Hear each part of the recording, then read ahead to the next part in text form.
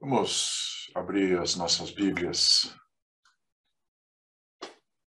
em Romanos capítulo 11, versículo 33. Eu peguei uma versão aqui que diz: como são grandes as riquezas de Deus, como são profundos os seus conhecimentos. Quem pode explicar as suas decisões? Quem pode entender os seus planos? Eu sou uma pessoa bastante cerebral, né? Para mim é muito difícil, às vezes, aceitar as consequências de alguma coisa que eu não entendo. Então, um exemplo disso são 3 processos que levaram à morte de 3 pessoas queridas minhas, né? Uma é o pastor Makoto, que quando ele faleceu, eu achei ainda que tinha muita coisa por ele fazer. Eu fiquei muito frustrado, né? Falei, puxa Deus, por que o senhor levou o pastor Makoto, né? O outro foi do meu pai, né? Papai, ele, antes de ficar doente, ele tinha orado, né? Ah, senhor, por favor, não deixa eu sofrer muito, né? Se eu for morrer e tal. E, na verdade, o que aconteceu? Aconteceu justamente o contrário, né? Meu pai sofreu muito, ele teve metástase no pulmão, tinha falta de ar, sofria de muita dor e tal, né? E o processo que levou minha mãe à morte, né? Foi um processo degenerativo e ela ficou muito desolada, sofria aí de autocomiseração, né? Porque ela foi perdendo, né, as capacidades intelectuais dela e as capacidades físicas. Então, quando a gente lê esse trecho de Romanos, às vezes a gente olha assim e fala assim, puxa vida, profundos os conhecimentos e a sabedoria. Quem pode explicar suas decisões? Quem pode entender os seus planos? E, realmente, às vezes é muito difícil a gente encarar situações em que a gente se vê impotente de fazer alguma coisa pela pessoa e entender qual que é o propósito dele naquilo, né?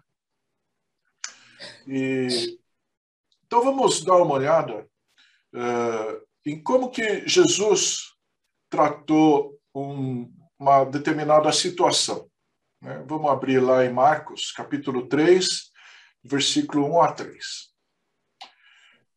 Outra vez, Jesus entrou numa sinagoga. Então, entrou numa sinagoga, ele estava lá na região da Galileia, né? No norte de Israel de hoje, né? E estava ali um homem com uma das mãos atrofiadas. E o observavam com atenção. Quem o observava? Parece que, inclusive, eles estavam observando assim, né? Meio escondidos, tal. Não sei, é a maneira que eu imaginei, né? Mas quem observava Jesus lá eram os fariseus, para ver se ele curaria o homem no sábado, a fim de o acusar. E Jesus disse ao homem cuja mão era atrofiada: levanta-te, vem para o meio. Então, na sinagoga, normalmente tinha um lugar para a pessoa fazer a leitura e a exposição da Bíblia, né? E em volta tinha lugares para as pessoas sentarem. Provavelmente essa pessoa que estava com a mão atrofiada estava sentada, ele pediu para a pessoa ir lá no meio, ficar de pé, né? Vamos continuar aqui, ó. Então, lhes perguntou a quem estava em volta, né? Jesus perguntando aqui: é permitido fazer o bem ou o mal no sábado? Salvar a vida ou matar? As pessoas, no entanto, eles, porém, ficaram calados, não se manifestaram em fazer o bem, não se manifestaram em fazer vidas, em salvar vidas. Ficaram indiferentes, ficaram em silêncio. Olhando para eles ao redor, indignado e muito triste por causa da dureza do coração deles, disse ao homem: estende a tua mão. E ele tinha lá a mão atrofiada, ele estendeu, e nisso que ele estende a mão dele foi curada. né? E assim como para os fariseus, muitas vezes, em situações que encontramos na nossa vida, Jesus nos pergunta: é permitido fazer o bem ou o mal? Salvar a vida ou matar? E da mesma forma que os fariseus reagiram àquela pergunta de Jesus, muitas vezes nós ficamos calados ou nós ficamos indiferentes com o sofrimento. Às vezes a gente fica tão envolvido na nossa vidinha, no nosso mundinho, que a gente deixa de perceber, né, o sofrimento, a solidão das pessoas que estão à nossa volta, às vezes pessoas que estão muito próximas a nós próprios. E Jesus olha indignado e triste para nós, por causa dos nossos corações duros. Mas esse problema dos corações duros não era uma coisa nova, né? A gente pode ler em Ezequiel, capítulo 36, versículo 26 e 27, o profeta recebendo a palavra de Deus, né? Deus fala assim para ele: também vos darei um coração novo e porei um espírito novo dentro de vós. Tirarei de vós o coração de pedra, ou seja, aquele coração duro, aquele coração indiferente, e vos darei um coração de carne. Aqui eu olharia esse coração como um coração generoso, né? E ele fala que o Espírito novo que ele colocará dentro de vós, então, no versículo 27, também porei o meu Espírito dentro de vós. E ele já pôs, porque nós que temos Jesus conosco, já temos o Espírito dele conosco, habitando em nós, amém? E aí Deus continua para o profeta: e farei com que andeis nos meus estatutos, e obedecereis aos meus mandamentos, e os praticareis. Olha que coisa legal. Então, o Espírito Santo dentro de nós, ele faz com que nós andemos, obedeçamos e praticamos a vontade dele. E ultimamente o pastor Carmo ele vem falando sobre dar liberdade ao Espírito Santo para que ele possa atuar, agir em nossas vidas, né? Então, a gente tem uma grande oportunidade quando nós somos confrontados com situações em que precisamos tomar decisões. Qualquer decisão, mas principalmente aquelas decisões em que afetam outras vidas. Às vezes, nossas decisões afetam as vidas de outras pessoas, às vezes de familiares, às vezes de profissionais que trabalham conosco, às vezes de amigos e às vezes de estranhos mesmo. Então, nós temos oportunidade de a gente se tornar fonte de bênção. Então, se a gente voltar lá no texto de Marcos, né, com Jesus lá perguntando e falando do sábado, que existia lá uma maneira de interpretar a lei do sábado pelos fariseus, existe uma analogia que eu gostaria de fazer com dois termos jurídicos de interpretação de lei. A pessoa chama de hermenêutica também, a interpretação da lei no direito, né? São duas expressões. Uma chama-se mens legis e a outra se chama mens legislatores. Vamos dar uma olhada no que significa isso. Mens legis. O espírito da lei captado na vontade do legislador, de acordo com a intenção de quem fez a lei.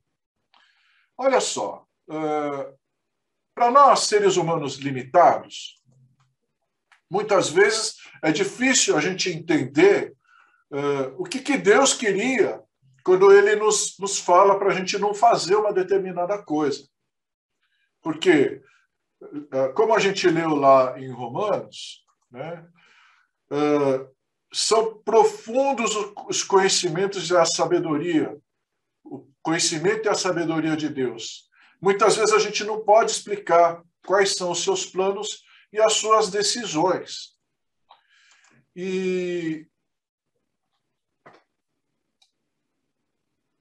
apesar disso, a gente sabe que o Espírito Santo é Deus, e se Deus é amor, o Espírito Santo é amor. E não qualquer amor, o amor perfeito.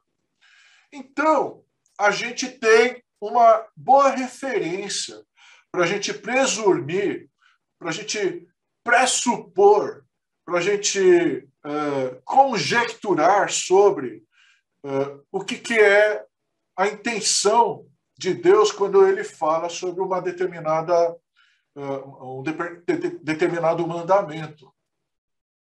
Mas nesse contexto do homem da mão atrofiada, Jesus sabia exatamente qual era a intenção do Criador quando ele criou o sábado em função das necessidades do ser humano.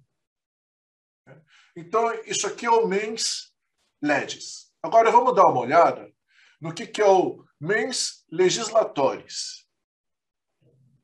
Vamos pegar aqui. Ó, mens legislatoris. O legislador pode criar uma nova lei, alterar ou ampliar a existente, desprezando até mesmo a sua literalidade, imbuído da intenção de alcançar realmente os valores que a lei pretende proteger. Então, às vezes, a maneira com que o ser humano, né, que redigiu lá a lei, ele não conseguiu ser muito claro. Então, aqui, a maneira com que a igreja, os seguidores de Jesus, hoje em dia, ou os fariseus, os saduceus e os diversas linhas diferentes do judaísmo que tinha na época de Jesus, eles poderiam ter uma maneira de enxergar como interpretar a lei. Mas aqui, Jesus, ele tem uma característica que nenhuma outra pessoa tinha. Jesus mostra aqui o seu lado divino, quando ele põe em prática o mens legislatores, porque ele dá a interpretação diferente da que os fariseus faziam.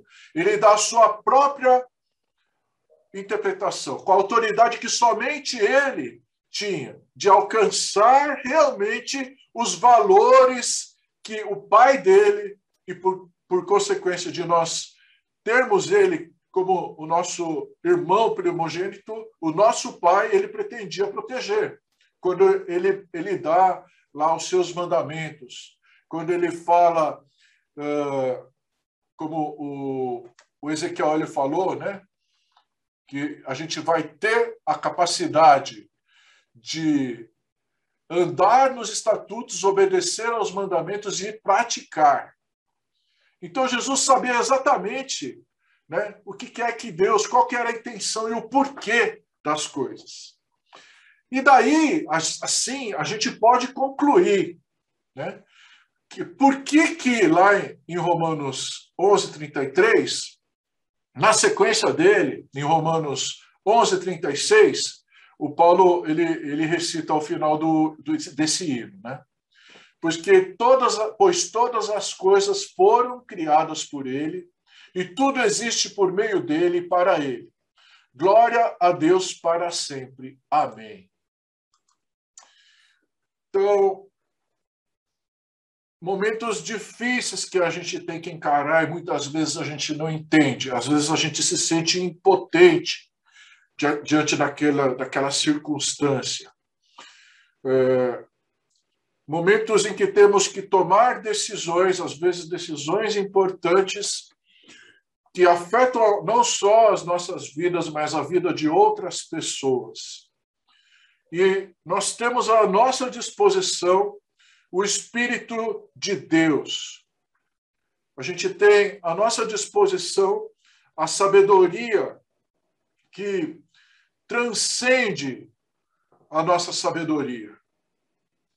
Mas a gente precisa dar liberdade para que o Espírito Santo ele venha sobre as nossas vidas e transforme, muitas vezes, os nossos anseios, as nossas vontades, para que a gente faça realmente o que ele tem para nós. Porque a gente sabe que os pensamentos, os desejos e os sonhos que Deus tem para cada um de nós são melhores do que qualquer coisa que nós poderíamos pensar, ou imaginar ou sonhar. Então, eu gostaria de encerrar esses momentos orando o Salmo 51 na primeira pessoa do plural, amém? Vamos orar. Cria em nós, ó Deus, um coração puro. Coloca em nós pensamentos e desejos limpos e sinceros. Não nos expulses da tua presença, ó Deus, nem tires de nós o seu espírito.